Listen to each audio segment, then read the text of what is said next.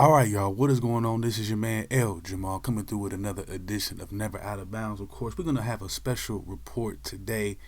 You know what the topic is. And I've been through a lot recently, so I just want to let y'all know, and I'll be getting into that on the podcast. The link for you will be in the description of this episode here. But I have been going through some personal stuff, just trying to get things right. A lot of family issues. So I'm back, and I'm here to do the damn thing. And of course, like I said, the big topic today is AB and his fallout with the Buccaneers. And you might be surprised by my take on this, and you might feel strongly about what I have to say about this. But I frankly don't give a fuck. And this is what I do. I talk about sports. I talk about all this stuff. I try to bring it together in a bigger perspective, or in a different perspective at least. And this is what we do. This is, what drives me as a person, as a human being. So without further ado, not too much of an introduction. Let's just go ahead and get into it. And like I said, the elephant in the room, AB being released by the Tampa Bay Buccaneers. And of course, he had this drama, this blow up this past Sunday versus the Jets, where he's taking off his shoulder pads, he's running off the field, and he's, wanting some attention, and then he becomes quiet, then he's quiet. Then Bruce Arians, he takes the stand for a couple days, he says his little piece, and out comes these receipts and these text messages, AB explaining to the world that yes, they all knew of my injury, including yes, they knew. You had been injured for multiple weeks now. We know this. He drops these text messages saying, "Hey, coach, I'm hurt. I tweaked it on this 2-point play, but I want to be there for the team. I want to be there, and I want to show up, this, that, and the other." And this is my first issue with, the detractors, right?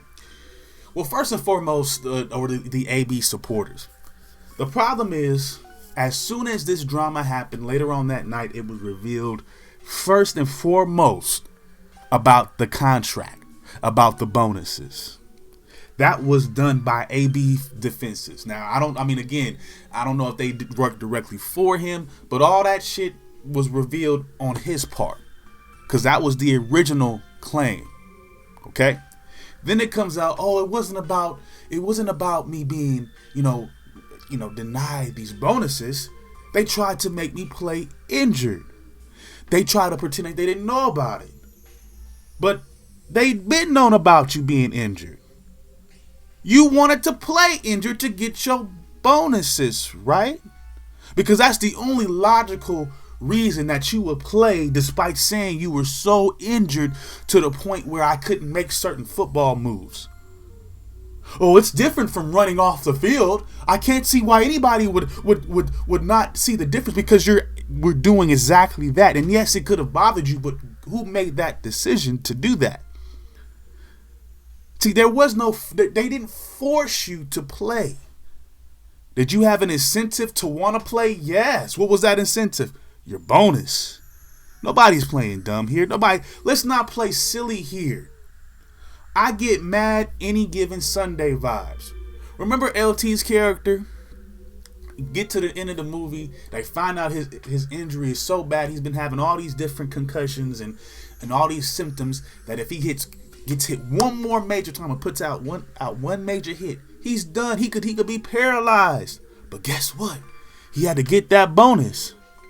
So, they knew that, and at the end of the day, the head coach, with his hands tied, he said, "Okay, well, maybe I'll let him play." I think the similar situation played itself out here. Both sides, Antonio Brown and Tampa Bay, again, this injury was known. They knew he was injured. He knew he was still hurt. Obviously, he's the player. Now, although the severity of this injury is to be determined, because allegedly he's had an MRI done and it's supposed to be this terrible, terrible injury that needs surgery, yet he was able to play a whole half of football. Now, we could say he was injected with painkillers, okay, but that was done under his own choice.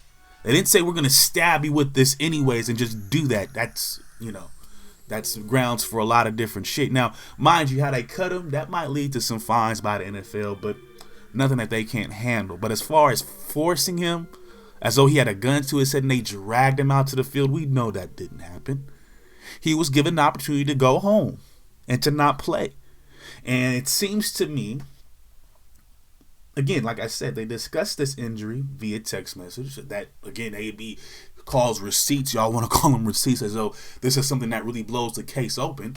When all it truly says is, yeah, no one's resting, assuming you're healthy. I mean, again, you didn't read that part. You didn't read the rest of the text. You obviously, you see, there's the thing. It depends on what narrative you want to take. I'm not here to defend Bruce Arians or the Buccaneers. They're a corporation. Anyways, we know how these teams can do. But at the same time, as a man, or as even if I was hypothetically in this situation, if I knew I wouldn't be able to do my job that effectively, why put myself out there and risk even more of an injury? Again, Bruce Arians says, if you're not available, don't show up. Or excuse me, no. We're not resting. Right, we're not resting. Mind you, he also brings up this fact here. He tells AB, call me in the morning. I'd like to play you pretty much if you're available. Again, read the text message. It's just no lie. Oh, he acknowledged, oh, you got hurt again? You re-aggravated the injury? Well, let me know in the morning, game time. There's such thing as game time decisions. So I'm guessing in that conversation they had in the morning, AB was comfortable then, right? Or that was when he was at that point forced? Again, if the coach didn't want you, again, he says, if you're available, we like for you to play. We don't want people who are healthy to sit out. That's what the whole point about resting is for. Resting is what Kawhi Leonard does all the time when in the regular season. And I'll kind of bring up his situation with the Spurs in just a little bit as another example here as well. Now, resting is, I'm okay. Or I might, have a little bit of a tweak. I might just sit out just because. Bruce Arians is saying no, unless you're seriously hurt, which if we look at what you said since then, I need a surgery, then you shouldn't have played in the first place. But see, when money and fame is your god, and you figure, I can make a spectacle of myself, and that'll do just as fine, you come in there with the understanding of, I'll play, and when it's the minute things don't go my way, I can react like I always do, and I can come out with this statement weeks later saying, look at this injury that I've already been dealing with. I went to somebody and they said that the injury was worse. Okay, Mr. Fake Vaccine Card. And before people want to say, well, what about Aaron Rodgers lying? Fuck him too. If y'all so outspoken, which is what y'all claim y'all like these people for, they would be honest and upfront with you. If Antonio Brown was a real one, he wouldn't need a fake vaccine card. He would just tell him, I'm not going to get the goddamn vaccine in the first place. Just like he's going to tell another grown man, particularly if he's so bold enough to call somebody a cracker, he should be bold enough to tell him, I'm not playing because I'm hurt. Now, when you can't do that, it doesn't add up for me. Just like with Aaron Rodgers. You don't need to tell the media, I'm inoculated. Just tell them I'm not getting the vaccine because I don't believe in it. That's what a real one did. Like Kyrie. Okay? Now, he might believe in the earth being flat. That I don't agree with that part. But anyway, again, he stood by his beliefs and he didn't play. He said, I'm not going to buy into the vaccine. I'm not going to make up a lie and say, I got this fake ass vaccine card. Stop it. Stop trying to, and this is another thing about idolatry. I've talked about it before. Watch out, dude, because they got you. These people got you adhering or wanted to adhere to silly, almost, man, these are misconceptions of how black men are supposed to be and act. I'm sorry. I don't care how rich these people are. I don't want my son to enact these type of behaviors.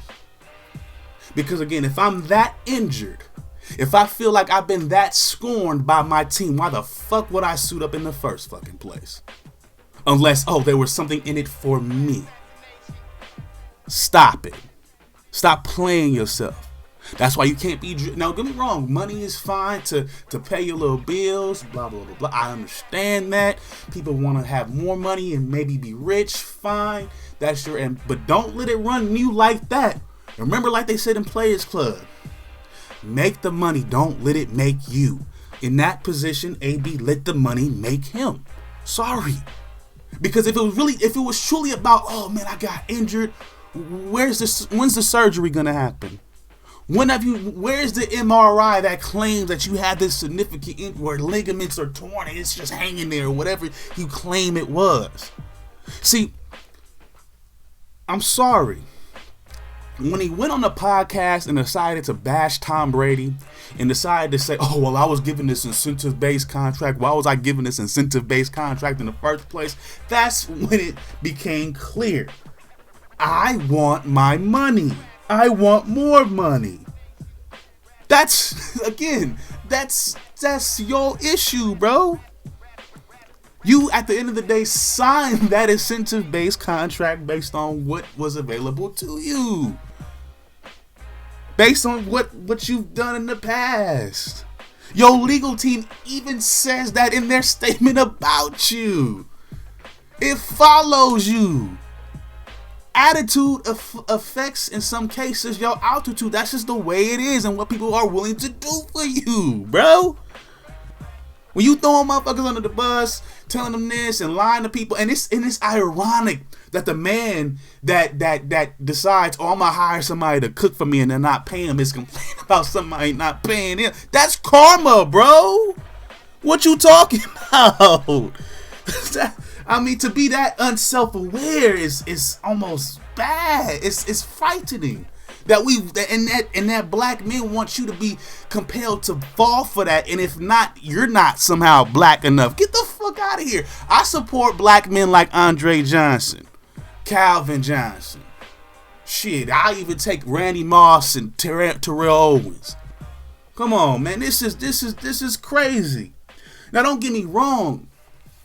It ain't like Tampa Bay is, or these football teams are not to blame, or they don't play their part in this. I mean they kind of did him raw by giving them an incentive deal. Yeah, but I mean, put yourself in that position.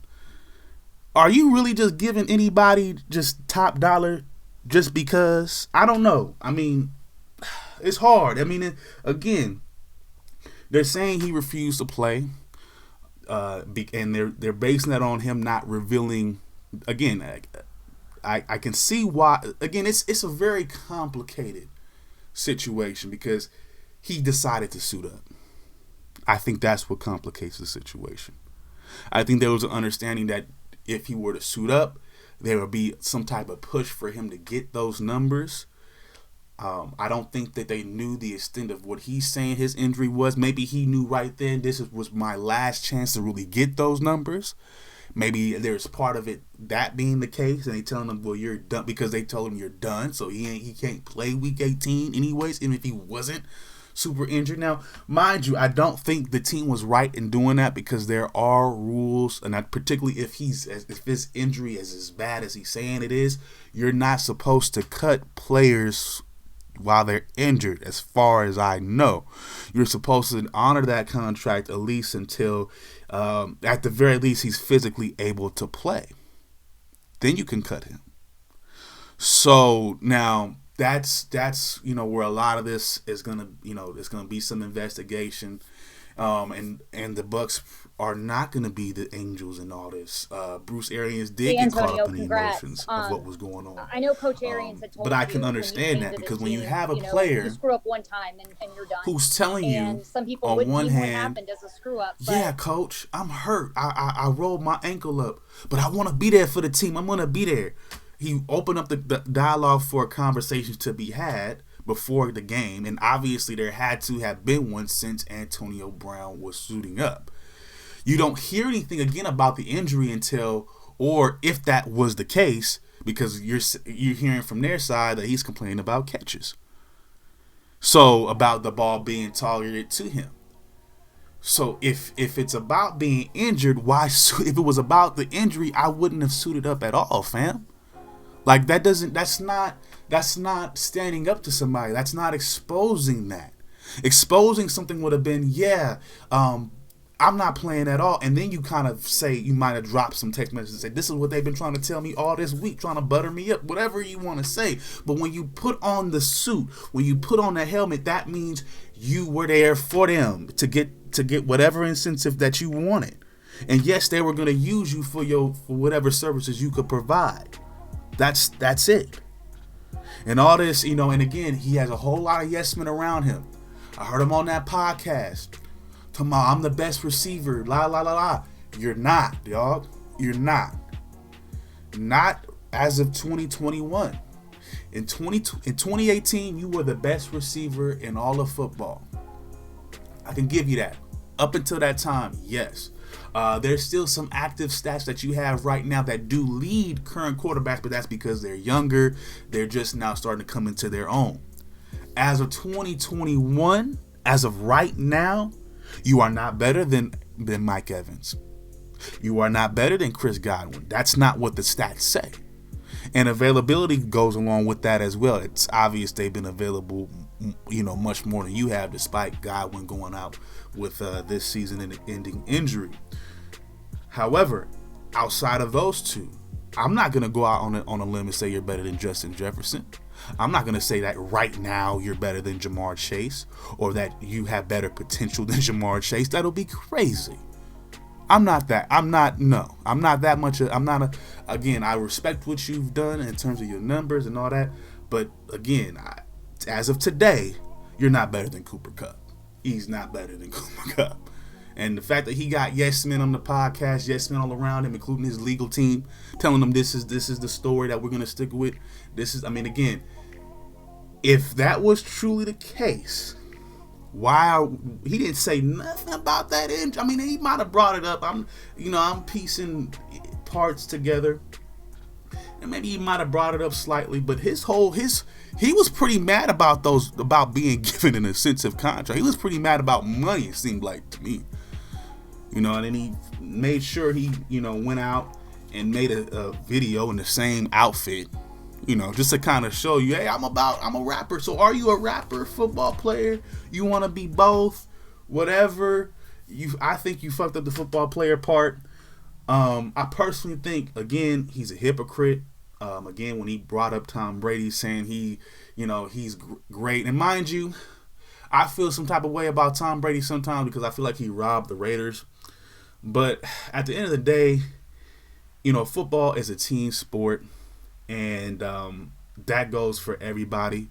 Yeah, he needed wide receivers to help him win. But again, this is coming from a wide receiver. This is coming from somebody whose position is to receive the catches from the passes from that player. For example, in 2018, when one of his best statistical seasons, he had 104 catches for 1,297 yards, 15 touchdowns via Ben Roethlisberger passes. So again, your whole career is based off somebody giving you the ball. Imagine you had a Case Keenum as your quarterback. See that's these surface level arguments. Again, it destroyed his own case. He wanted to reveal these text messages that all they do is tell the world, yes, I'm injured, but I wanted to play. I want to play. And Bruce tells you, come talk to me Sunday. We'll figure it out. And we see you suited up on Sunday. What does that tell? What are we supposed to believe? Stop it. Stop the madness. Stop capping for this man. Okay? He wants to be a rapper. He wants to be on social media. He wants to fuck Instagram models who lick toilet seats. That's his choice. But I'm not gonna believe that he was forced to do anything under his own remission. Now, did they say, look, man, you can't get these bonuses if you don't play? Of course, but who gives a fuck? If you that hurt, who cares? Why would you play if you so hurt that you need a surgery? That doesn't make any sense to me. You cannot be forced. You a grown man. You can tell these people no. I'm not buying that. And before I let y'all go, I wanted to drop this. I know one of the things that are the underlying things about him is going to be the CTE situation. Let me drop something on here for y'all. We definitely won't know about any of this officially until he's passed away. But as far as I know, this is a culmination of multiple head traumas throughout a long, lengthy career, so on and so forth. Now, I can't tell you what's happened with Antonio Brown in his high school days. I don't know how many concussions he suffered. I don't know if he suffered many concussions at Central Michigan. But I do know this. He did suffer the one concussion when he got hit by Vontaze Burfict. Now, with that being said, as vicious as that hit looked, it was a mild grade 1. So, that means he was out of commission for maybe 15 minutes, but no lack of consciousness. They probably would have held him out. It was the playoffs, so I think he was maybe out the next week, possibly. He might have even played, because he wanted to. Because he was probably given that choice then, too. But think about that, y'all. Seriously. And it's okay to support black men, but you ain't got to support dumb decisions either. Made by black men, white men, Asian men, Latino men. We don't got to support dumb decisions. Now, I get it. He was put in a place with an incentive-based contract where he might have felt pressed to play. But as far as them telling him, you have to do this, you have to, no. They clearly gave him a choice. They clearly told him, talk to us in the morning however you feel. He obviously felt good enough to strap up and put on a helmet. And I can understand probably Bruce Arians, frustration when he tells you one thing early in the morning, he straps up, and then you want him to get back in the game. Now he's telling you he's injured. So at that point, I can see him saying, well, fuck it, you're done. You're just so full of shit now. You just want the drama. You just want all this attention. I can understand that too. I can understand being placed in a position with an incentive-based contract with an injury. Okay. But if I feel that way about the team, I'm not playing. Look at Kawhi. He did not play. They couldn't force him to play. He just said, fuck it. And they traded him. I mean, what they do? They bashed him in their media too. So, I mean, but at the end of the day, he didn't play and risk his body, at least, according to what he said he had going on with him. Just saying. That's outspoken. Not taking off your jersey and running off the field after you've already signed up to play, after you've already suited up to play. You should have did that. I would have understood if that wasn't done in the locker room. If you would have put that on social media and said, yeah, I ain't playing, you got me fucked up, I'm hurt. If you would have did that, I would have said, okay. Well, he didn't play. I get it. He too hurt to play. They trying to make him play. But you put the shit on. You clearly checked out. And when you were sitting on the bench, you didn't immediately go to no trainer and say, look at my ankle, please. I'm hurt. Can't go back in. Didn't do it. You were just on the sideline complaining about something. What was you complaining about? Just saying. Just asking the question.